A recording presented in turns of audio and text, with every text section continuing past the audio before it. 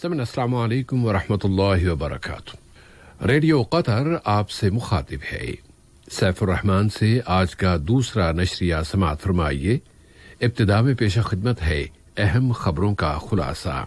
صاحب سمو امیر نے لیبر اور گھروں میں کام کرنے والے ملازمین کی کم سے کم تنخواہوں کے تعین کا قانون جاری کر دیا ہے اور غیر ملکی باشندوں کے ملک میں داخلے اور خروج اور اقامے سے متعلق قانون کی تنسیقوں میں ترمیم کر دی گئی ہے۔ اور نسلی امتیاز کے مقدمے کی سماعت سے متعلق عدالت کے اختیارات پر امارات کے اعتراض کے بعد بین الاقوامی عدالت انصاف میں اپنا موقف پیش کرنا شروع کر رہا ہے۔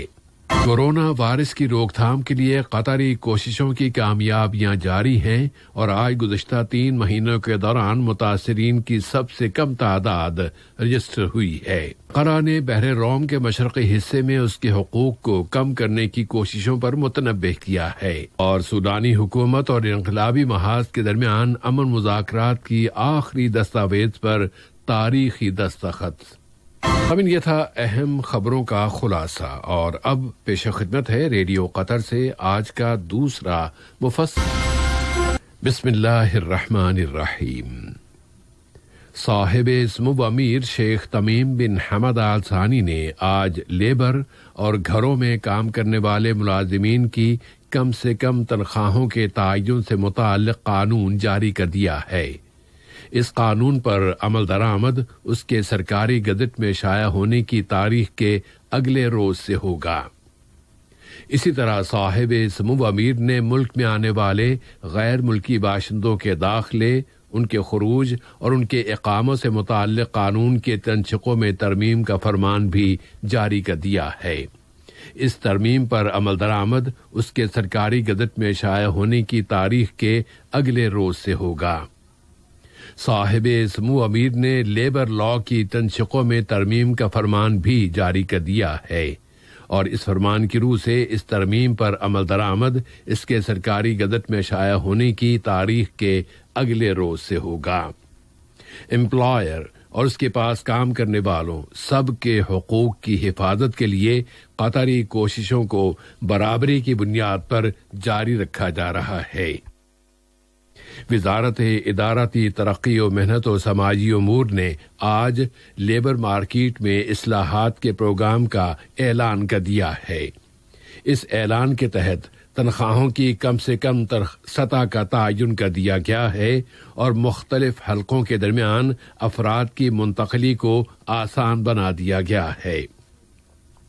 لیبر اور گھروں میں کام کرنے والے ملازمین کی کم سے کم تنخواہوں کے تعین کا قانون پورے مڈل ایسٹ یعنی مشرق وسطیٰ کے علاقے میں اپنی نوعیت کا پہلا قانون ہے۔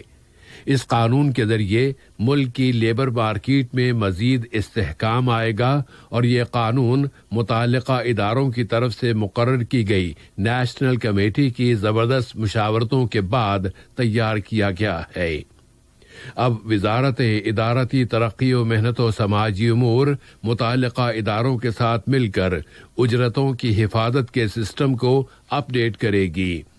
اس وزارت کے تابع انسپیکٹرز کے اختیارات میں اضافہ کیا جائے گا اور خلاف ورزی کرنے والی کمپنیوں کو سخت ترین سزائیں دی جائیں گی۔ اس نئے قانون میں اس بات پر زور دیا گیا ہے کہ قطر ایسی لیبر مارکیٹ کے قیام کا پابند ہے جو ماڈرن بھی ہو اور ڈائنامک بھی۔ اس مارکیٹ میں مقابلہ کرنے کے جذبے اور سرمایہ کاری کو فروغ حاصل ہوگا اور یوں اقتصادی ترقی کی حوصلہ افزائی ہوگی۔ صاحب سمو امیر نے شیخ عبداللہ بن محمد بن سعود آل ثانی کو وفاقی جمہوریہ جرمنی کے لیے قطر کا سفیر مقرر کر دیا ہے۔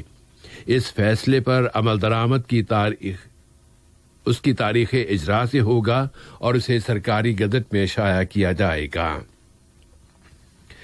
قطر نے ویڈیو کانفرنس کے ذریعے فرانکوفونی پرماننٹ کونسل کے غیر معمولی اجلاس میں شرکت کی ہے، جس میں ملک مالی کی صورتحال پر بحث کی گئی ہے۔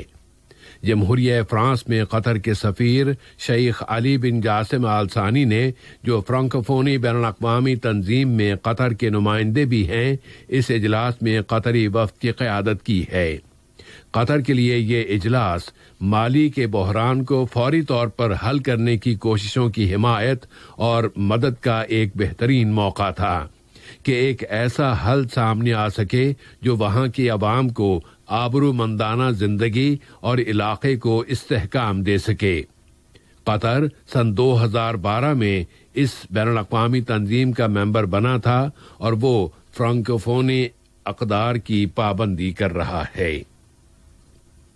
قطر نسلی امتیاز کی تمام تر صورتوں کی روک تھام کے سمجھوتے کی خلاف ورزی سے متعلق بین الاقوامی عدالت انصاف میں متحدہ عرب امارات کے خلاف دائر کیے گئے مقدمے میں کل سے اپنا موقف پیش کرنا شروع کرے گا اور یہ عمل 1 ہفتے تک جاری رہے گا۔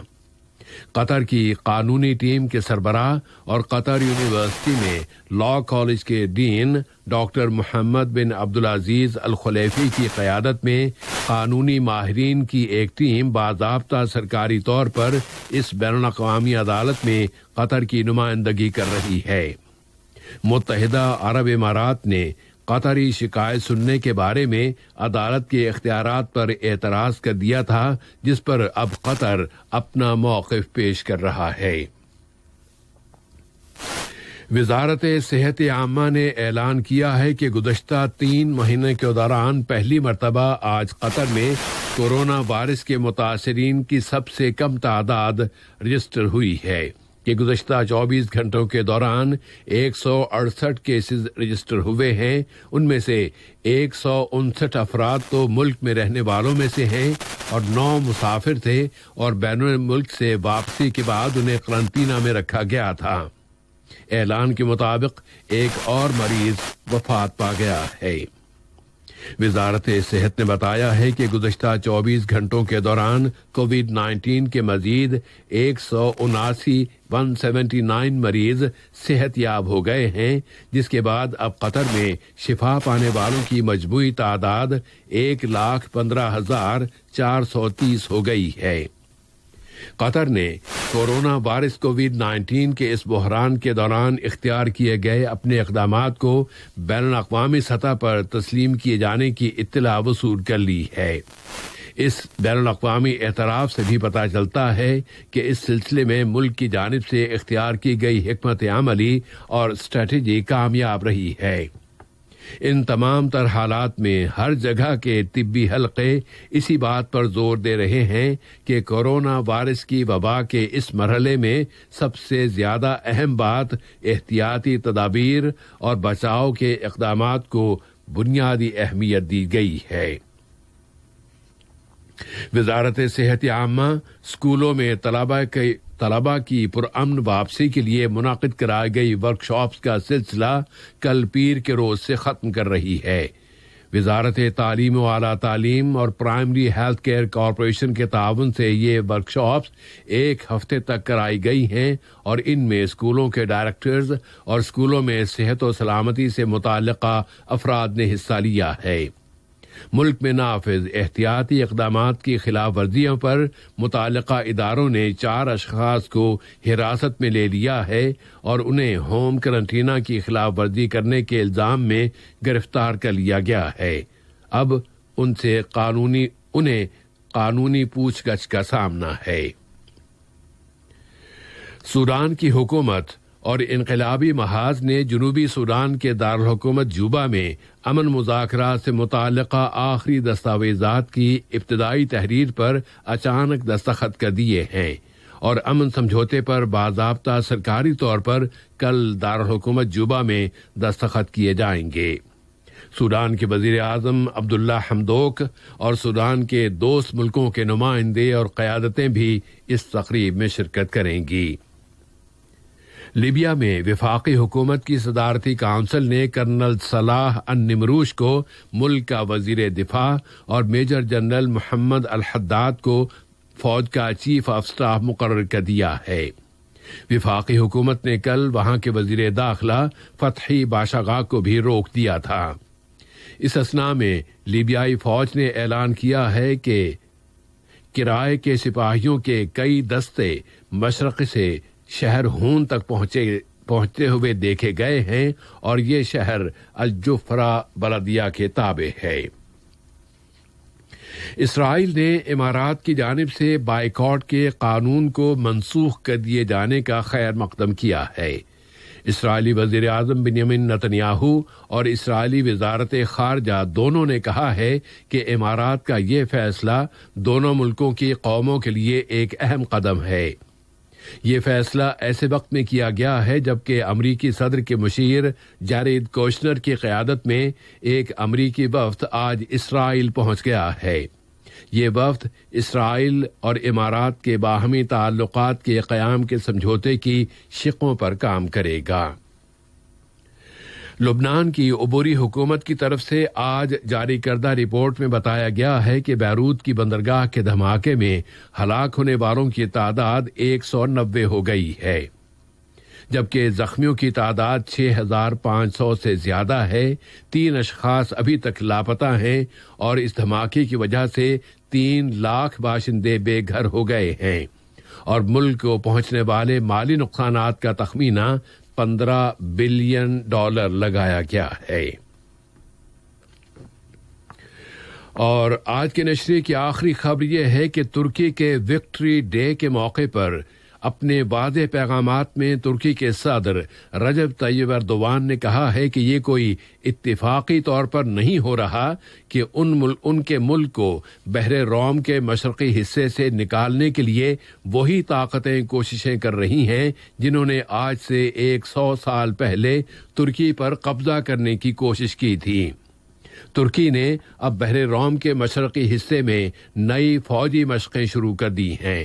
اس سے ان اندیشوں کو تقویت مل رہی ہے کہ علاقے میں گیس کے ذخائر کی تقسیم کے حوالے سے انقرہ اور ایتھنز کے درمیان کشیدگی لمبی مدت تک جاری رہے گی۔ آج کا یہ نشریہ ختم ہونے سے قبل اہم خبروں کا خلاصہ ایک مرتبہ پھر سماعت فرما لیجیے۔ صاحب سمو امیر نے لیبر اور گھروں میں کام کرنے والے ملازمین کی کم سے کم تنخواہوں کے تعین کا قانون جاری کر دیا ہے اور غیر ملکی باشندوں کے ملک میں داخلے، خروج اور اقامے سے متعلق قانون کی چند شقوں میں ترمیم کر دی گئی ہے۔ نسلی امتیاز کے مقدمے کی سماعت سے متعلق عدالت کے اختیارات پر امارات کے اعتراض کے بعد بین الاقوامی عدالت انصاف میں اپنا موقف کل سے پیش کرنا شروع کر رہا ہے۔ کورونا وائرس کی روک تھام کے لیے قطری کوششوں کی کامیابیاں جاری ہیں اور آج گزشتہ 3 مہینوں کے دوران متاثرین کی سب سے کم تعداد رجسٹر ہوئی ہے۔ انقرہ نے بحر روم کے مشرقی حصے میں اس کے حقوق کو کم کرنے کی کوششوں پر متنبہ کیا ہے اور سودانی حکومت اور انقلابی محاذ کے درمیان امن مذاکرات کی آخری دستاویزات پر تاریخی دستخط۔ ریڈیو قطر سے آج کا دوسرا نشریہ اپنے اختتام کو پہنچا۔